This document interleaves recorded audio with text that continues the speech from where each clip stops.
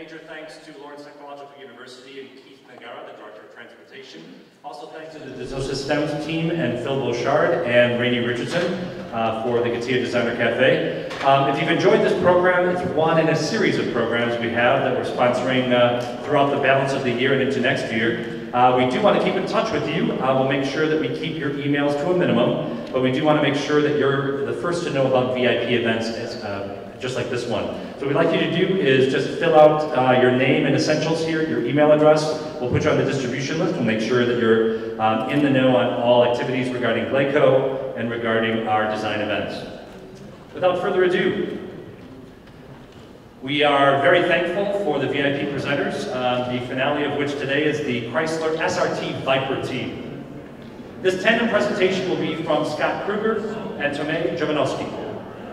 Scott is a graduate of the Cleveland Institute of Art in 2001, joined the Chrysler design staff upon graduation. He's responsible for the exterior design of the 2009 Ram 1500, real sharp vehicle, and most recently the lead exterior designer of the 2013 SRT Viper, which we've all been waiting for. He is currently the senior design manager in the Chrysler brand studio. Joining him is Tomei Jovanovski, graduate from CCS in 2005. He joined the Chrysler design staff upon graduation. He is the lead interior designer of the 2013 SRT Viper and is currently part of the Dodge SRT and Fiat interior design studio. Ladies and gentlemen, please welcome Scott Kruger and Tomei Jovanovski from Chrysler SRT.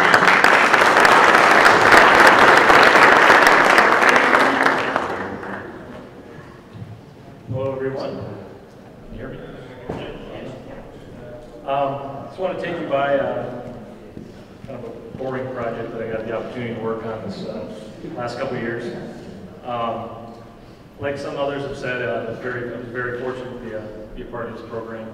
This was an extremely fun project to work on. We did this project when we started this. It was kind of a tumultuous time at Chrysler. There's a lot going on, and this was kind of Ralph Scheel, our head design boss. This is kind of one of his projects that he really wanted to push through the system. So when we started talking about this vehicle, we really tried to figure out what do we want this vehicle to be. Is it something we do all new, all modern, all different? We want this to be kind of something that kind of looks back to some of the heritage vehicles that we've done in the past. We really knew that we had an icon on our hands. We know that the Viper is very iconic. So we looked at the 4 generations of Viper. If you look at Gen 1 and Gen 2, which are the top 2 vehicles, those ones are very heroic, very voluptuous, full forms, very sexy. And if you look at Gen 3 and 4, they're a lot more brutal, a lot more sinister, a lot more aggressive. We knew we wanted the vehicle to be a lot more sexy, a lot more voluptuous, but we still wanted to have those details that were very, very sinister and kind of angry as well. Some of the inspiration that we looked to, obviously, was nature. I think this is very common for designers to look to nature for inspiration and cues. Obviously, one of the things we looked at was snakes. The details on snakes, their eyes, their fangs, the nostrils, just the kind of the look that snakes had. But we also looked to a lot of different products out there, different vehicles, motorcycles, products. In general, just form, language, surface. We also looked at video games, a lot of the things that Tomei will discuss as far as like the interior details, the level of kind of interest in those details. So I want to take you a little bit through the design process that we went through. It all starts with a sketch, and every designer knows that sketches are what get the heart racing for designers, gets everyone inspired, gets everyone excited about what we're working on. So these are a series of sketches that we started. When we started this program, it was in a room we call Area 51 in the design office. We opened it up the entire design studio, and it was kind of an after-hours assignment. We were extremely busy doing a lot of different projects, mid-cycle actions, different things that everyone was busy on. But everyone seemed to find time to sketch on this project, which is a big surprise, I'm sure. These are some of Tomei's sketches as well. So, we had a lot of interior designers, exterior designers, everybody contributed to the sketch program. We had that room filled with sketches. We had several reviews in there. where we have Ralph and the design management team come in and review the work. We had a lot of discussions there. What do we want this vehicle to be? And Ralph, was very, very adamant about this vehicle being beautiful. We always talk about washability. A car you want to put your hands on, very voluptuous, full forms. So then we kind of narrowed it down to the final 6 design themes. Those 6 we took those 6 into 3A scale models, clay models. So these are 2 of the sketch boards right here. These are 2 more. These are 2 more here. So actually, one of mine is here on the right in red, and Simeon Kim, he's on the left. We were the final 2 themes that were chosen from the 3A's models. But from the other 4 that were there were elements, as many designers know, we kind of pick and choose. We call it potato heading the design. It's like when there's good elements, you want to take those and use those in the theme. So these are the scale models that we kind of took and took different elements from there and brought it into the full-scale model. This was the day that we worked on. We worked on this for several months prior to milling out full size. At the time, we wanted to make sure that we felt good about the theme, and we wanted to make sure that we milled the theme, made sure it was correct, made sure we wanted to capture the things that we wanted to. One of the exercises we actually went through was we made 18 scale SLA models, and we actually put those next to actual die-cast models just to kind of evaluate the theme before we actually went full size. So this was the full-size clay model that we started with. Went through several design iterations. We took it out in our courtyard. We also kind of developed different details to that. Different tail lamps, different front ends. A lot of discussion of what went into the front end. How do we want to kind of execute this? Being that this is an SRT, we want the crosshair grille. We feel like we need it. We feel that we want to put that in the theme. There was a lot of discussion there on how we executed the model. So this is where I got a little bit more fine-tuning into the clay model. This was in our courtyard, die-knock on it, full-size clay. This was the model that we started to kind of hone in on. From here, we took the model, scanned it, and took it back into the tube, into 3D. Really surfaced out the design, really figured out what we want to do, baked in a lot of feasibility, a lot of engineering requirements, packaging. Here's a shot of us working on the data, evaluating highlights, just some of the kind of the offsets, some of the how we want to think about the fit and finish as we go along right here. And this actually was part of the process that we went through to show our senior management this model. Because at this time, this wasn't technically an official program. So we wanted to show management this beautiful model, this beautiful foam model that we can put in front of them, as opposed to just showing sketches, or as opposed to just showing a digital model. So we did this foam model that we're milling out here. Basically that became this. And we took this into our design dome. Mr. Marchione looked at this vehicle and the management team. This basically got the program approved. So that was a very proud day for all of us, especially proud for Ralph, that we actually had a program. So now the tough part began. It was feasibility, kind of executing this, putting all the engineering requirements in, working on lighting, really getting into the details and how we're going to execute this vehicle. Right here, I kind of did a little bullet point of the things on the vehicle that we had to develop and change due to engineering. But that relationship was a great relationship between design and engineering. This vehicle is one of those vehicles that you have to be very close to each other. You have to be, you have to respect what engineers want. They want the best thing for the vehicle. Design wants the best thing for the vehicle. You don't want to fight. You don't want to be separated. You want to be together and make sure that this thing comes out the best way it should. Some of the details here. The hood extractors. Those were everything on this car we wanted to be in the place it was for a purpose. Everything had a purpose and a reason for being there. Hood extractors on the hood, those are placed based on the flow of the air. We had them actually further rearward at one point. We had further forward at one point. Working with Aero, we actually found the optimum spot for those to live. The headlamps went through a lot of iterations. We actually have a blister on the lens that you'll see in the model outside.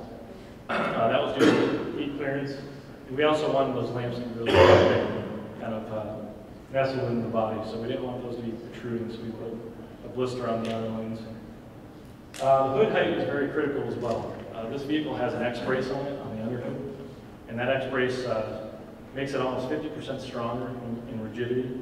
So we had to make sure that the hood could clear that and account for the engine roll. The front brake ducts and the grille. I think an earlier sketch I showed you, we had a texture in there. And one of the things we did is we took this out to different hot trips. We took it out, and the texture in the grille was actually kind of restricting flow. So, you know, we wanted to make sure this vehicle can run all day on a hot track somewhere in Arizona. We wanted to make sure it can handle that. So we removed the texture and redesigned the grille, changed the shape of the bars to make sure that they can be as aerodynamic as they can to allow the air to hit the cooling module. Also developing these weight modifiers on the outboard side of the grille. Those actually help to reduce drag and increase airflow through the wheelhouse. On the rear we have the rear brake duct, which is rearward of the side glass. That actually channels down and actually feeds air to the brakes. The hood form, or the roof, is very critical as well. That's always been a very big Viper design cue, is to have that hood, that double bubble roof. So one of the things that we did, we actually increased the height some to allow for better helmet clearance for the track guys. The other thing was on the rear was the flick in the rear, just forward to the side of the tail lamp. That was amazing how critical that was in aero. Just putting a little bit of flick there helped the air to detach, as well as the height of that deck lid spoiler. That deck lid came up 10 mils, and it accounted for a massive amount of rear downforce. The rear wheelhouse extractors below the tail lamp, another element that once again we wanted for design, but we made it functional. Those actually pass through the rear wheelhouse to allow air to flow through. One of the biggest elements for aero is our rear dual element diffuser, which is a sketch here. This is one of the things you see in the red model. That's a scan of a full-size aero model that was developed in a full-size wind tunnel. We had a different design when we started this program, when we started the foam model, but as we developed this, we actually had a really cool design opportunity from the aero guys when they created that model. We saw it as an opportunity to make something very cool, very different. So these are some rough sketches I did that we actually implemented in the model, kind of real time. So another element was the side exhaust. The last gen Viper had a round exhaust, kind of exiting it right out the side. So what we did is we looked at how can we make this not only a design cue, but something that we can kind of play up the benefit for fit and finish. We put a nickel aluminum bezel in there, and actually we have it pointed down 45 degrees to the ground, which allows us to have a louder exhaust note, but also allows us to get a better pass-by decibel, to have it pointing at the ground. And it also kind of hides the internal exhaust in there, which, once again, this car is kind of increasing the level of fit finish. One of the big elements we pushed for when we worked with engineering was trying to get back that clamshell hood. We felt that not only is it a Viper cube, but it's a supercar cube, and we wanted to really bring that back. So really, one of the ways we did that was we took the designer approach was make an image of it and put it out in front of everybody, so even the engineers couldn't resist putting it in there. But we also designed the underhood. And part of being a designer is getting into every detail. You know, giving every detail the amount of love it deserves. We designed the X-brace, the intake, which is extremely functional. We worked with powertrain to make sure that all the shapes in there and surfaces don't restrict flow; they actually increase flow. The coil covers, which we wanted to have, that level of kind of fit and finish and brightness, covering up the elements you don't want to see, but playing with the elements you do. And down to the details of the headlamps and tail lamps. These are actually images of lit mock-ups.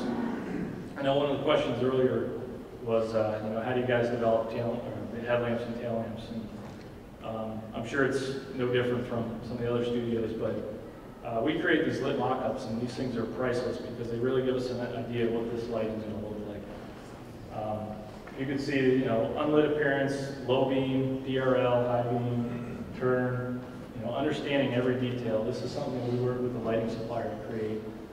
When we get these lit mock-ups, we actually take them outside, take them out in the courtyard at night, take them into a studio in the dome, put them far away, really evaluate the lit appearance and make sure that it gives us the look that we want. Same with the tail lamp. You know, we have kind of this crushed lamp, or this crushed glass appearance to it. Everything's designed, every detail has a design element to it. The wheels, we have two different price classes for this model. We have kind of the core package, or the SRT, which we wanted to have that very clean, traditional 5-spoke design, which will come in multiple finishes. We also have a GTS, which is the middle design there, which is a little more of a kind of multi-spoke design. That'll have multiple finishes as well, and you'll see that on the vehicle outside.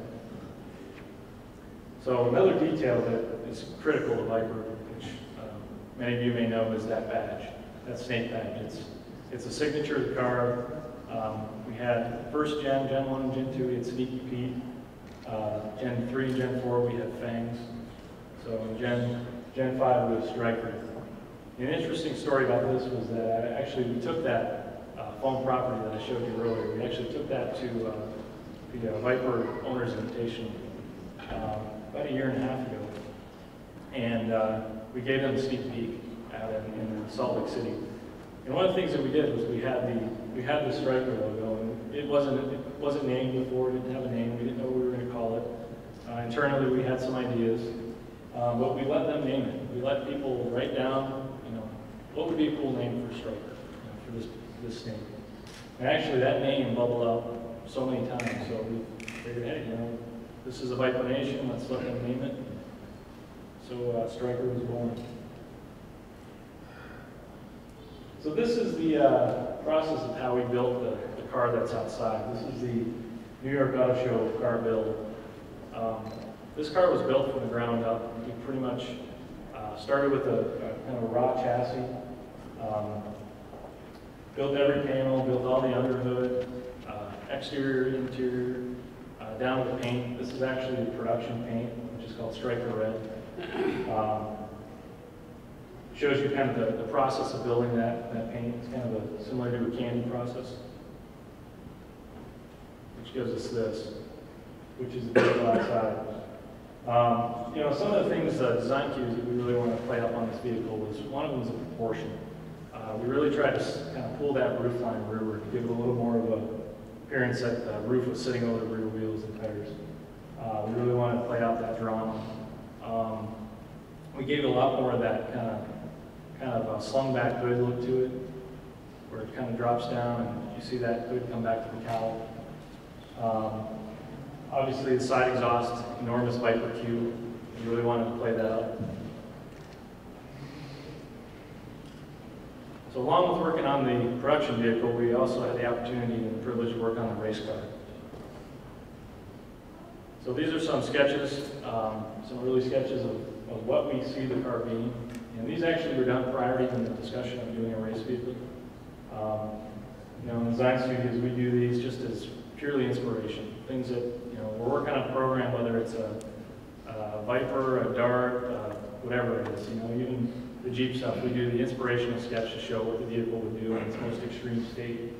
So this is kind of the start of the GTSR. Once again, you know, the relationship between design and engineering. We worked with the race team to kind of, you know, tell us what you guys need. We said, what's the track? What are the regulations for racing, for the circuit? What do you guys need? We kind of said, show us what you need, tell us what you want, and we'll help you make it look good. We'll help you guys make it look pretty. So they basically took this in CFD. This is what this is, which is kind of a flow analysis of the aero. And they kind of started to kind of punch holes where they could. move the body out where they needed to, push and pull the surface. And we kind of came in and just kind of helped them to fix the surface, develop it. And at the end of it was interesting to us because they were very surprised at how the relationship worked. They were extremely excited about how open we were to their inputs. And for us, I mean, we knew that the car wanted to look good, but we also knew that this car had to be extremely functional. So this was the livery that we put on the car. This was done by Alan Macy, one of our designers in the studio. He really lived and breathed this vehicle. You know, we wanted to make sure that this thing had kind of a very cool presence to it. Something you could read the forms, little bits of punch. And so here's some photos of the car on the track.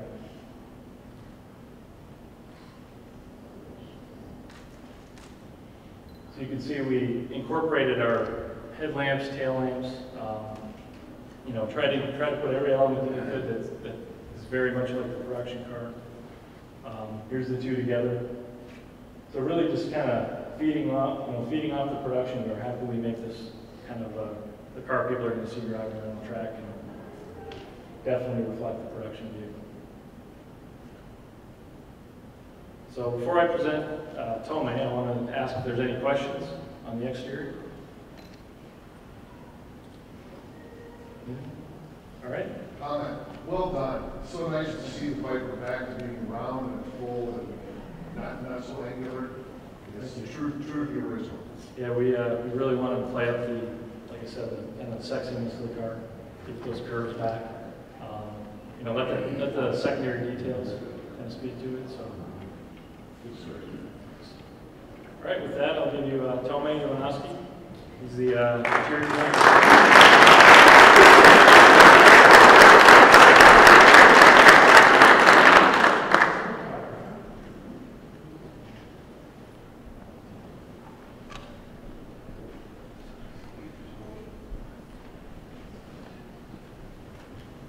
Thank you, Scott. Hi, everybody. Well, like Scott had said, we kind of had a really boring assignment. It was about 2 years of my life that, you know, I think it was an amazing 2 years of my life, actually.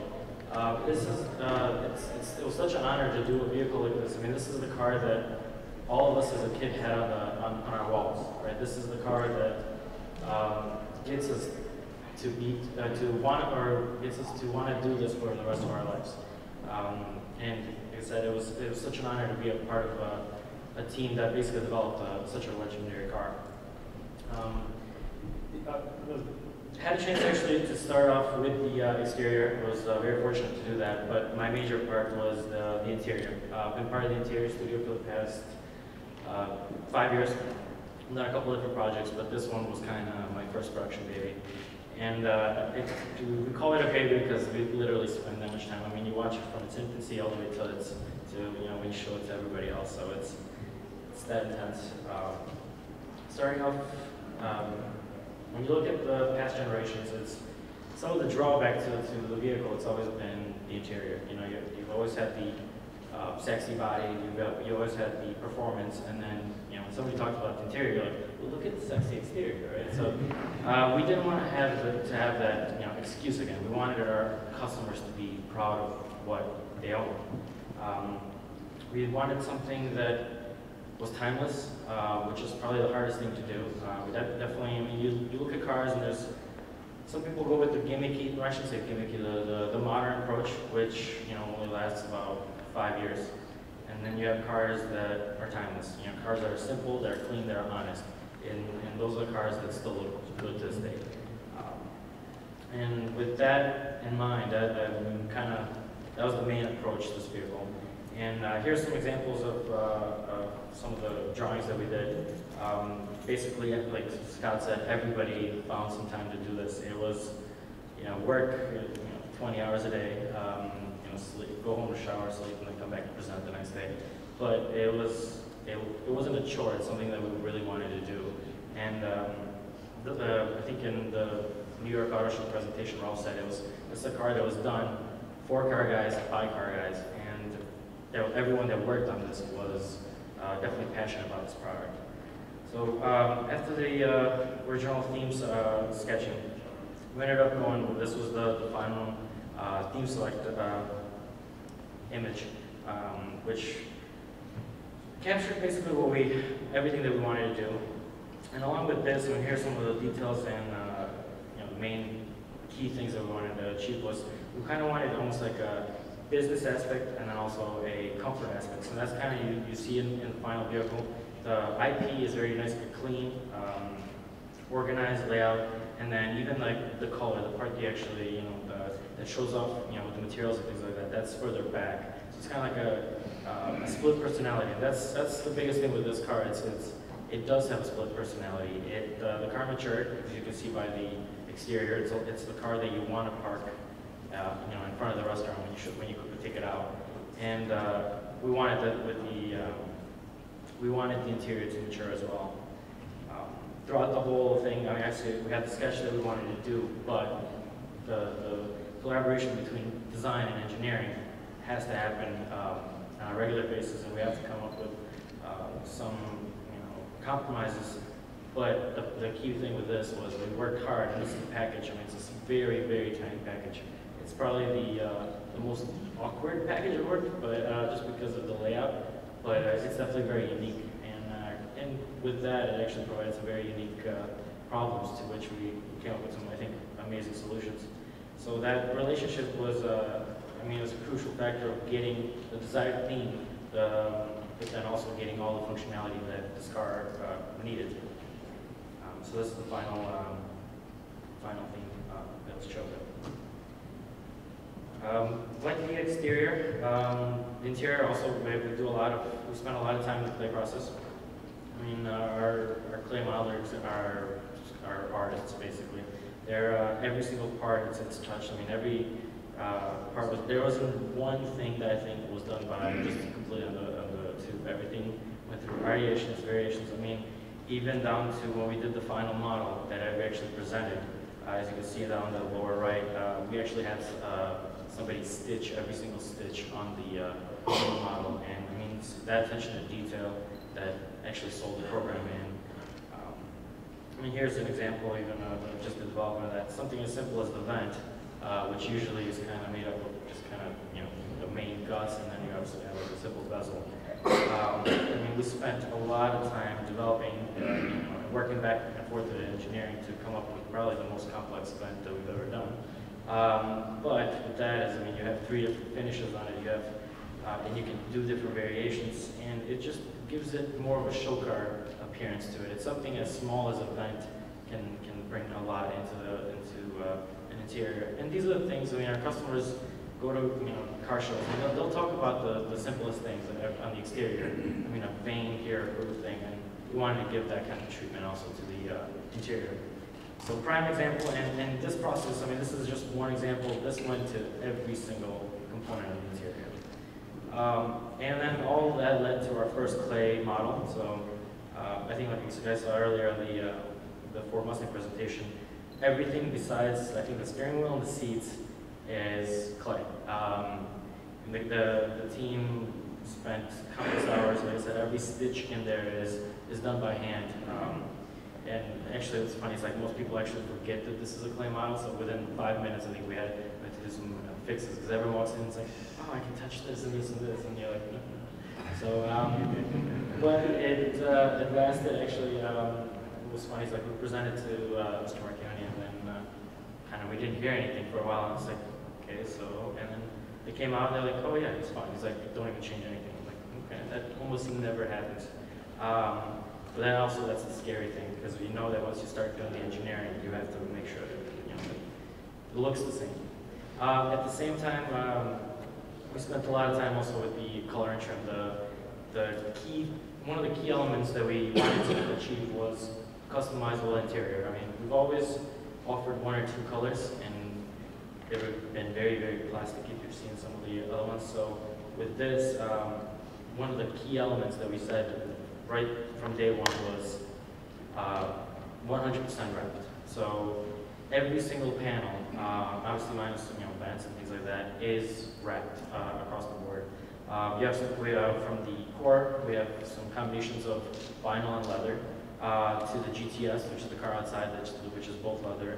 And And then we even have a full premium version, which actually gets leather from Swedish bulls, which are grown in a certain way. There's no scarring of the leather. I mean, I think, Lamborghini or, Aston Martin owners would be jealous on this. So, I mean, we spent a lot of time in detail, and I mean, even look at the images. We offer basically six color combos. And the beauty of this, or doing it this layout, is even though it's fully wrapped, because we planned for it, we made it light, so it's always, you're protected for it, because it still has to be a functional vehicle. But then we can extend the life of this. I mean, being a timeless car, trends change, right? Every year there's a new color, every year there's a new thing. We're doing something like this one, it's 100% wrapped. You can change it every year. You can have a unique one. I mean, you look at our Viper owners will tell you the exact year a certain car has come out just by the color choice, the stripe, the wheel. With this, we can do the same thing. I mean, and they will keep introducing new things, new finishes, just to make the whole thing more timeless. And also, I mean, our customers want to customize this. They want theirs to be unique, and down the road, we do want to offer that to our customers as well. Like Scott said earlier, we did look at video games, and obviously a trend within the industry is the customizable clusters and also the infotainment, in our case the Uconnect. When we did this, we definitely wanted a cluster that is reconfigurable, and the center part is actually a digital screen, and the out parts are analog. But we didn't want it to be too gimmicky. We definitely, I mean, we have various types of customers that want the video game feel, and customers that want the straight and honest thing. So with this, even though it is digital, it looks analog, and that's for a purpose. It's very clean. I mean, there's an option we can throw everything at it, what music you're playing, what navigation, I mean, all the things. And then there's an option to turn off completely everything, and it's just straight business. And one cool thing, actually, we love the snakehead striker logo so much that it was a nice little feature that we threw in kind of the red line. As soon as before you hit the red line, you get a nice little red glow in the cluster, which is a shift light, and it also has a snake in it. The only problem with this, I think a lot of people are going to want a red line now. So, I mean, the same approach also to the center screen. We have a we have an 8.4-inch display, which is, it's in our corporate fleet. But with that, we have a lot of performance pages, things like that. And some of our owners were a little skeptical about this. We're kind of like, there's too much. It's losing its kind of it's hardcoreness. But the thing is, we want our old customers, and like I said, everything could be turned off. But we also want to attract some new customers. And prime example, we actually had super counters, and we would invite them to kind of bring their vehicle, talk about it, and tell us what they like and what they don't like. And actually, we had one gentleman that had a Porsche GT3, and he showed up at Kia Rio, and we were just like, "Well, where's your car?" It's like, "Well, it doesn't have Bluetooth, so I can't really drive it and talk on the phone." And we're like, "So I mean, something as simple as that is preventing you from enjoying your vehicle." So we kind of had to do a lot of this for our customers, just so we satisfy their needs. So I mean, something as simple as that, and especially how things are changing to the point where you can't legally talk on the phone in some states. We didn't want any excuses of why you didn't actually drive your car. At the same time, so we're developing the digital surface. This is really kind of where we take a lot of their engineering input. We take the scans off the hand model, and then obviously rebuild them in the digital world. This is probably a year out of the entire process was back and forth. I mean, every day we're doing a part, release it out to engineering, have them check, make sure it's feasible, and then send it back.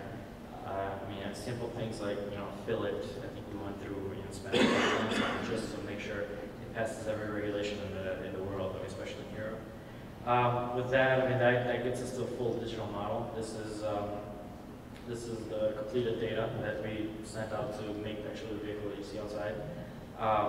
It's a great way to obviously visualize what we're doing, but also for us, it was a good way to actually even experience some of the changes that we did. So this is actually the premium interior. It's a check the box kind of, let's give you more, the Swedish Bowls one. I mean, it's one thing to see it, but it's another thing to experience it. So we used that to actually make, you know, a full property, which I think was a New York Auto Show, and you can kind of check, or it gets you an experience, or it gives you an opportunity to experience the entire vehicle. So this was it's a full model that we ended up wrapping with leather. So this is, everything is hand wrapped. Like I said, premium color, but basically between that, I mean, I'll kind of go back to, it gives you an idea of what you can do with just color and trim, right? And that's why that group is very important to us. And it just changes the complete persona of the vehicle. For this model, we ended up actually building the final car.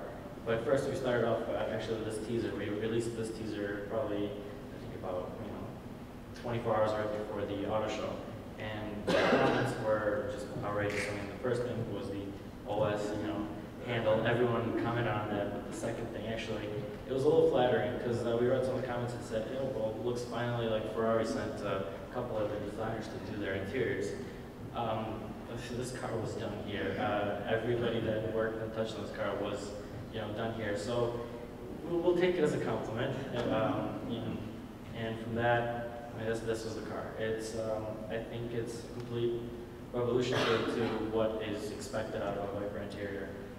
It's definitely a lot more mature. It's athletic. It's functional. I mean, that was one thing that we had to have. I mean, it's not just make it look pretty. Everything had to function.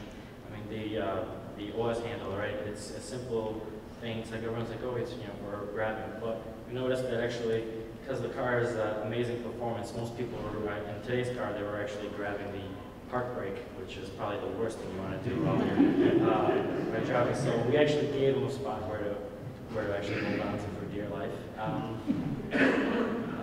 mean, everything is in an ergonomic spot. Here's actually some of the details. And the seats, we spent countless hours. We actually started with a different set of seats, but we weren't getting the performance that we were happy with. And we ended up actually switching to the seats that you see right there, which are developed with Southfield, which is a company that actually does the Ferrari seats as well. So it was a nice little joint venture with them. And I mean, just a simple thing like changing to this type of like a hard shell seat gained us 2-3 inches of headroom and leg room and more clearance and things. I mean, everything was done for a reason. It's I mean, I can go into every single detail and tell you exactly. Everything has a story. I mean, even a simple thing like the window switches, right? Actually, you can see right in front of it. We've kind of laid out even simple things like Easter eggs. Within that front part, we actually have the Nürburgring racetrack. The Viper has such a rich heritage of beating records, and that's one of the last ones that we did. I mean, we shattered the Nürburgring record for a production car by 10 seconds from what we had before with a 2-year-old car. Hopefully we can do it again. But I mean, we wanted, our customers are so proud of their vehicle, and we're actually, as designers and everyone that's working on it, we're proud of the people that work behind us and do achieve these goals. That we wanted to kind of do little small Easter eggs, and there's a few of those within the car. I'll tell you all of them. That it's something that we want our customers to discover down the road. So 10 months over in your car and you see something, you think it's a mistake, but it actually is there for a reason. So that's kind of the overall thing. Next was the race car interior. Like Scott said, it was not an approved program, and it was kind of like one of those doodle things. You kind of sit there and you're like, well, what could this? I mean, a lot of us are race aficionados, so it's like, well, what could this be, right? So I mean, it started with a simple sketch, not approved by any means, and once it did, we ended up just completely going nuts on this. Ended up, I mean, it's something obviously that followed regulation. So it is it has to kind of resemble the current car, but obviously we have a lot more safety factor, and then we want to be performance oriented. So if you actually look at the whole interior, I think the only thing that's carryover are probably those vents. I mean, we spent so much time on it that I didn't want to lose those. So here's an example, or here's everything that was redone. And, I mean, it has the same general feel, but we actually we used this opportunity to worked with the team, like Scott said earlier, to get them what they need. If you look at that center stack, I mean, it actually tilted and brought towards the driver an additional, I think it was like 100 mils on one side, just to actually get everything within reach. So it had to have a function. I mean, everything's been redone, and I think the end product is stunning. I mean, you have a beautiful exterior. We wanted when you have the inside shot of the guy driving, inside, to have a nice IP that resembles the production car. Usually you'll see like 2x4, it's carbon fiber, and it just has the car brand, but it doesn't have anything from the original car. And with this, it's got the same flavor. So that's kind of wraps up my presentation. The biggest thing with this is me and Scott are just two people out of a big group. I mean, this is the immediate, design office family. But the honest thing is that it takes a huge group of people to do a car like this. And every one of those people were not chosen, they wanted to be on that. So it's, like Scott said, it's an honor, and it's definitely a once-in-a-lifetime experience to be a part of this. And with that, I'm open to any questions for any.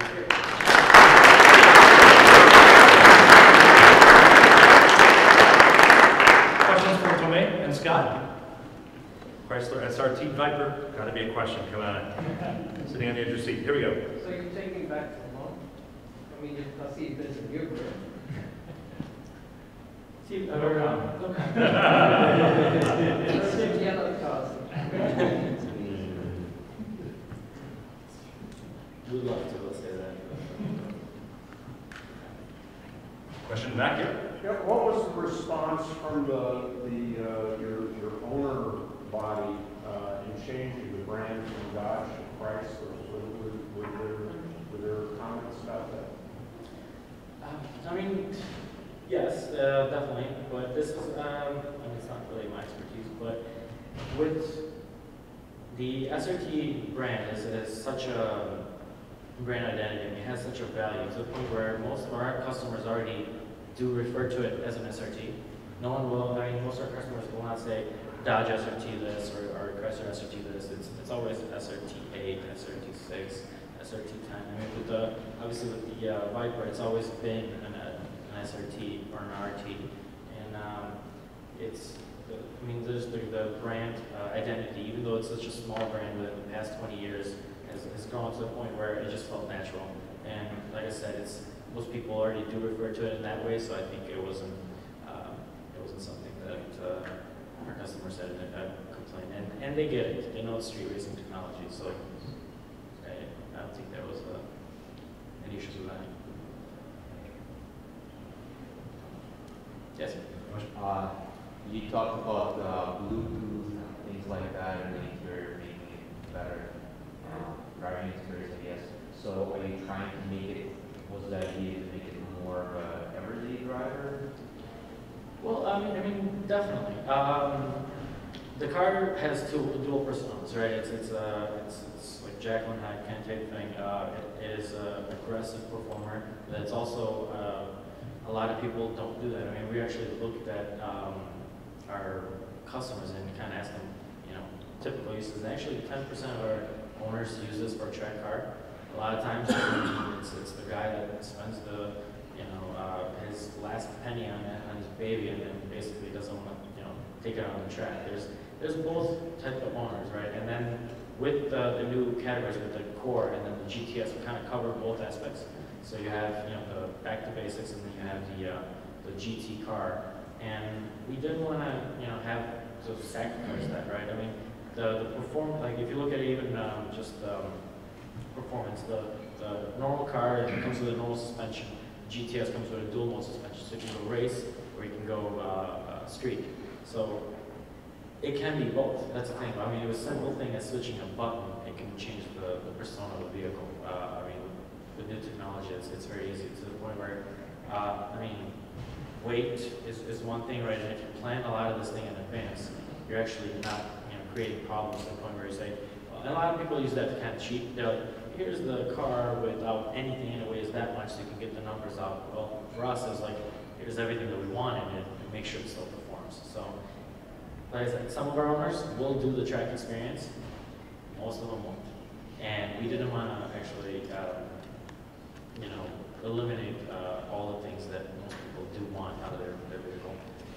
I mean, our Viper Club Americas, they do a lot of road trips, a lot of charity events, and a lot of it is driving. I mean, spending, you know, 5 hours on a road trip in today's car versus the past one is night and day, especially with the 2-month suspension and all the creature comfort. So, but it still performs on the street as well. So.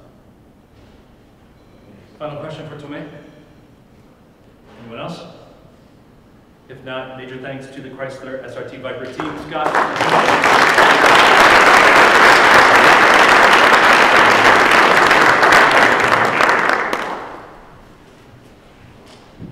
Okay, ladies and gentlemen, we really are greatly appreciative of your support in our journey today. We began our journey with our Gleico presentation this morning, talking a bit more technical, but then became really inspired by the future of electronic vehicles, electric-based vehicles with Tata Automotive. Then we journeyed to the phenomenal style and class of the Ford Mustang. We explored the CATIA innovative technologies with Phil Bouchard, the technologies that are behind many transportation beyond just automotive, trains, planes, and automobiles inclusive.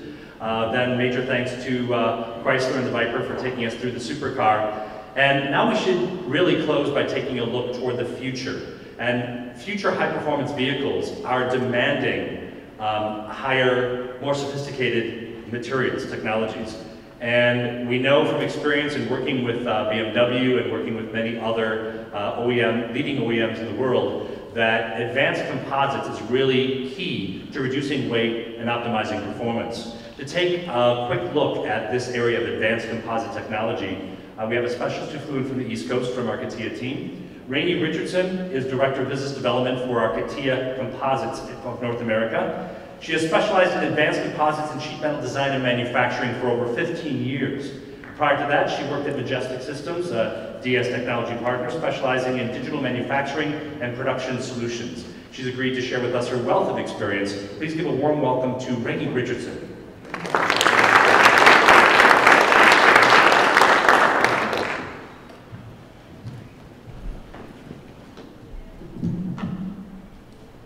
Thank you for that introduction, and thank you all for sitting through all these great presentations. Use your computer. Oh, here we go.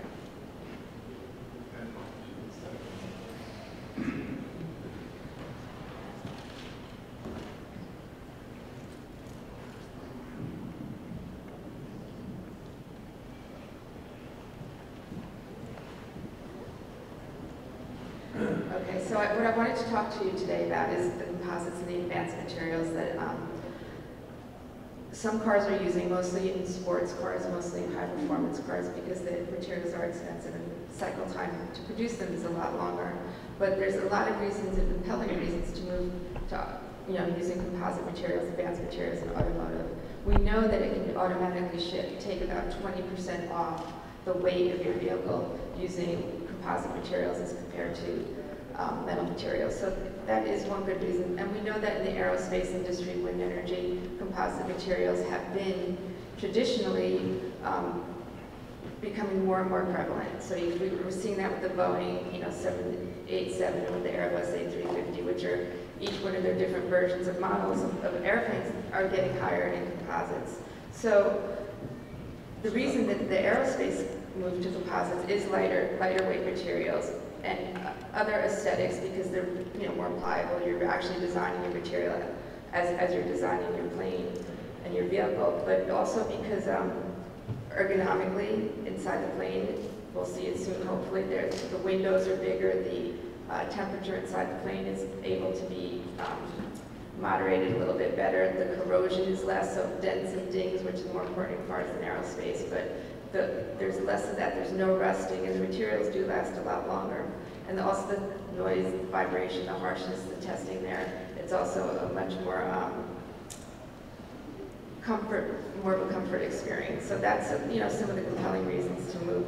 But there's also some other reasons that I'll get into as well. But right now, we know that traditionally steel is used for the body in white, and there's been a shift in that because we do need the lighter weight vehicles to save on gas, to save on the emissions.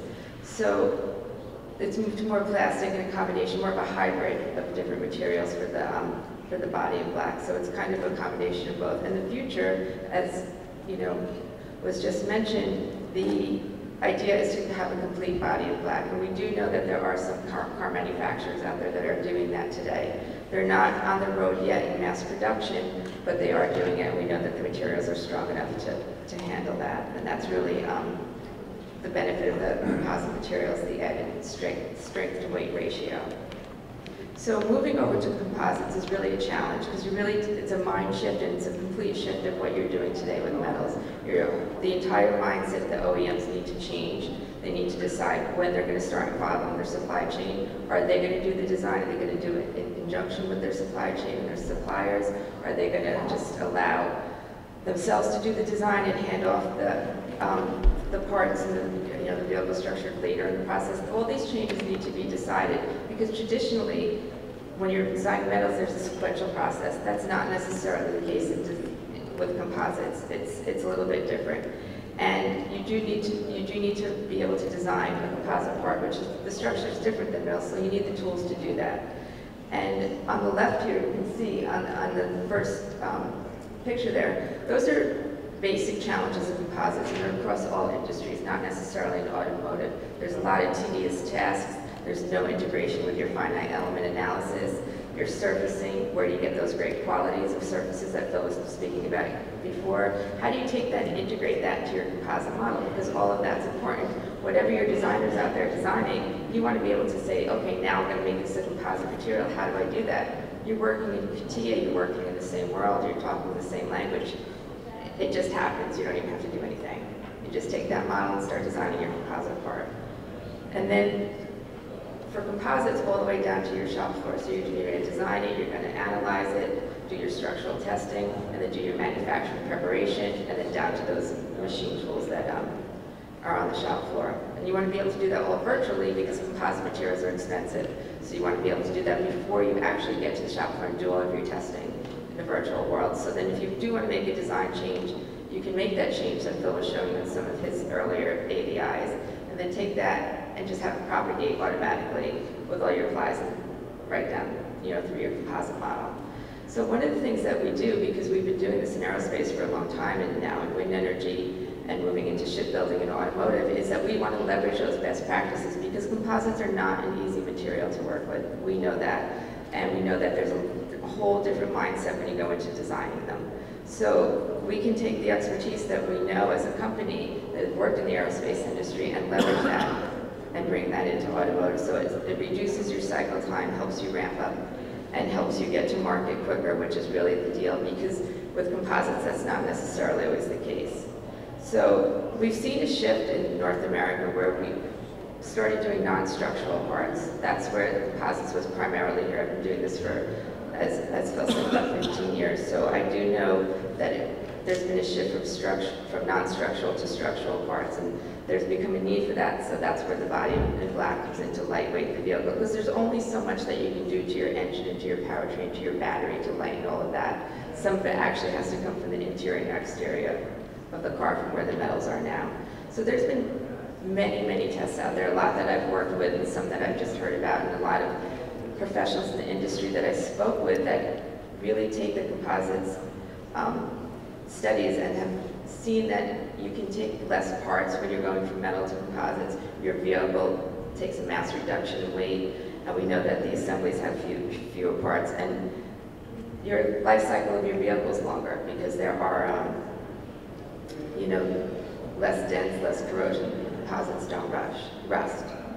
So there are new challenges that you have to take into account when you're looking at designing composites, composite structures actually. So there's a lot of data to manage, and the material properties, and there's fiber directions, and a lot of design data that you're not used to. So you need some sort of solution, some kind of software to be able to contain all that data.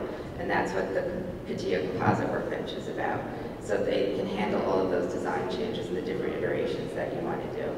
And the one thing that you want to really make sure you do also is that you don't want to over or under design your part. You don't want to under design because then you won't meet your structural requirements, but you don't want to over design because then that defeats the use of using composite materials because you're making your vehicle heavy and you're using expensive materials unnecessarily. So you want to be able to lightweight your vehicle, make sure that it can still get up to the structural testing.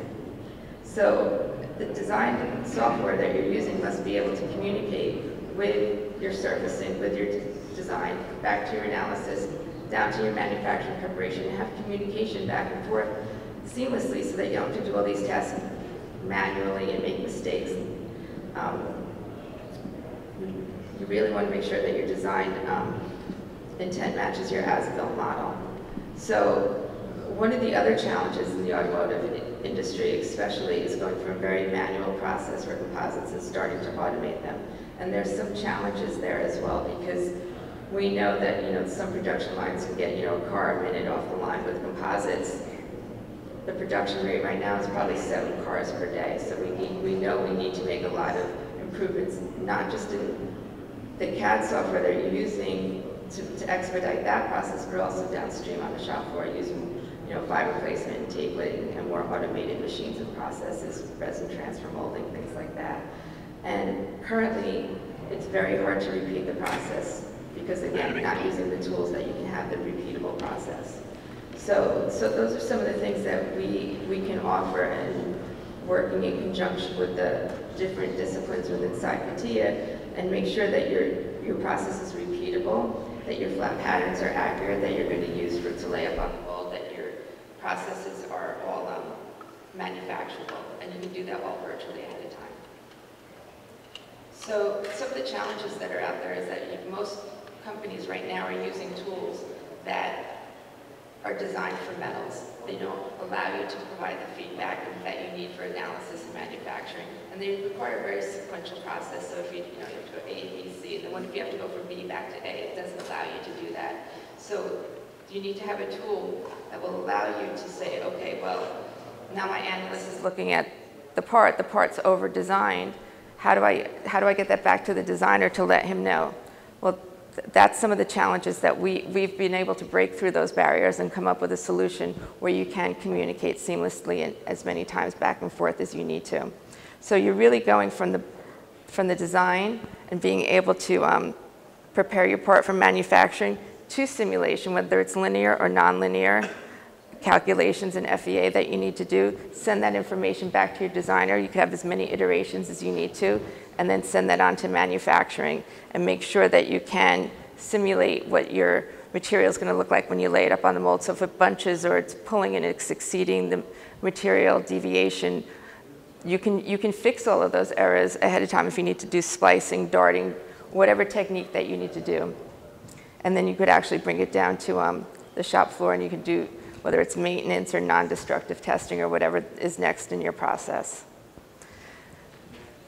So as far as the manufacturing processes go, once you're done designing and analyzing, you need to make a decision how you're going to actually manufacture your parts, and you need to build that right into your design tool, whether you're going to do hand layup, resin transfer molding, or some automated processes with tape laying and fiber placement. So some of the solutions that we have are built in and integrated from our technical partners, whether it's nesting where you're optimizing the layout of your different parts on the material, using the right fiber orientation, using techniques to optimize your materials and to eliminate waste. Okay.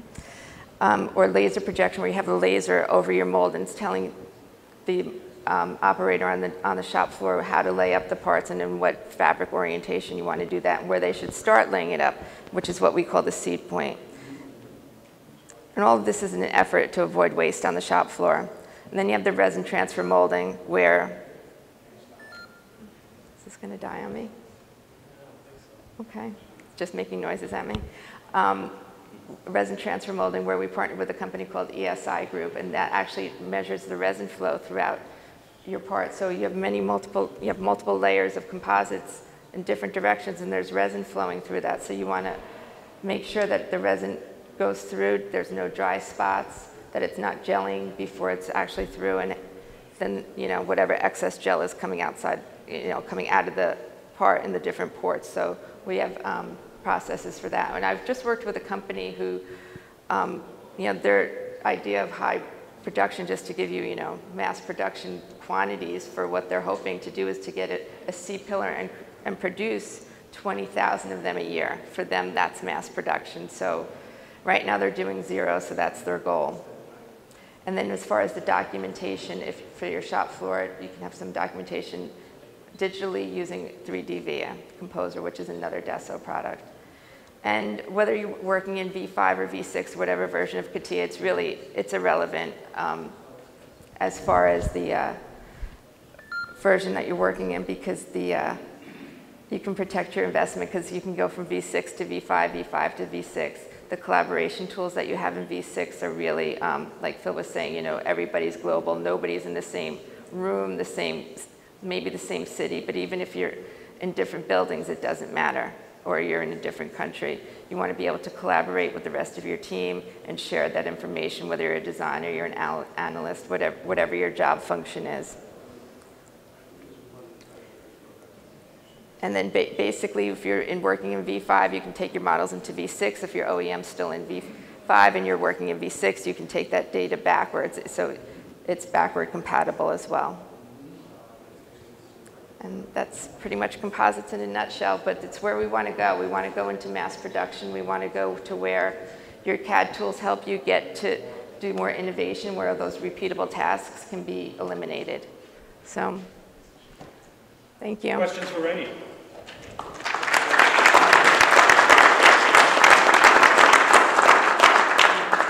Right here? Rennie, in your experience during this hybrid period where we're seeing plastics and metals together in the chassis, where do you think the greatest opportunities are for composites? In which parts of the car? What parts of the car? Right now, mostly I'm seeing the B pillars done. That seems to be where they're starting. I don't know why, but I've seen that at OEMs and at Tier 1 suppliers. That seems to be, I don't know why. It's the hot part right now. What's after the B pillars? That's really hard because, everybody's goal is to run to the finish line and get their whole car done in composites. But it's a lot of panels that I'm seeing, a lot of roofs. They're trying to lightweight the vehicle as much as they can from a strategic point of view. Trunk liners, just very different strategic places throughout the vehicle. So there's really, depending on the OEM and the supplier, there's no standard. Other than that B-pillar, I don't know why. Well, yeah, but we're seeing that with some now, mostly in Europe, not so much in the United States. But it's a trend that we know we need to get there. We just trying to find the right steps to get there. And there's so many different DOE projects and national labs that are working to get there and working in conjunction with the DOE and some independently to get to that point and to get to the point where the materials are cheap enough and the production is high enough. I mean, those seem to be the two challenges right now. Over here? Is anyone doing anything to control the shrink rates of the plastics? When you're working with metal, you do it once and you're done. It's there where you're supposed to be. Right. Shrink rates on plastics are way variable on humidity, the day, the temperature inside the plant, and everything else. What's being done to control that? Well, it's been done already, so we're just more or less mirroring what's been done in other industries as far as spring back, shrinkage, the tools that we have inside CATIA. I mean, not to get overly technical, but take that into account with the analysis tools so we can project how much it's going to deviate if you're going to cure it or however you're manufacturing. You have percentage in for the tolerancing? We have the percentage in, and then we do skin swapping, so we know what that actual part's going to come out when it comes out of the autoclave or it comes out of, it's done being cured through RTM. We can have that predictive analysis embedded in our simulation tools so we can anticipate it and then bring it back into the design tools. So we've kind of worked through that in other industries. So we can bring that knowledge with us. Another question? Any more in advanced composites? We've had our glimpse into the future, show appreciation for Rainey Ridge.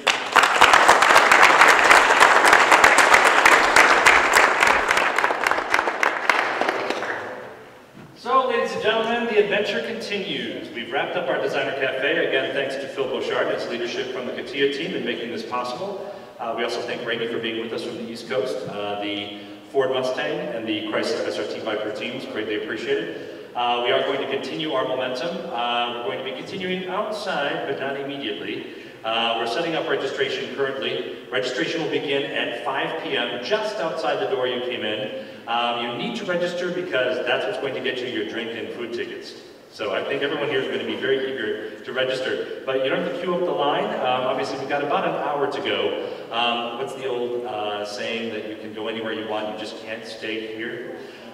Keith DeCara has told us very subtly that they're going to strike the entire room. So if we are going to be doing any networking among us, which I hope to have some great conversations with you myself, let's take that just around the corner. There's a design cafe right here in the corner. And the LTU team will come in and transform this room so we're ready for the main event tonight. Stick around. I don't know if you were at the summer main event last year. Phenomenal. Keith DeGara does it first class every year. Not only do we have the Chrysler SRT Viper Club, we also have the Ford Mustang Club, we also have the Tata Emo vehicle, and many more surprises to come, including a three-tier fashion show. LTU also has a fashion program here. So it's going to be a great evening. Please stick with us. Register at 5 o'clock and then stick around for the surprises. This has been Paul Silver. It's been great working with you. Have a good day.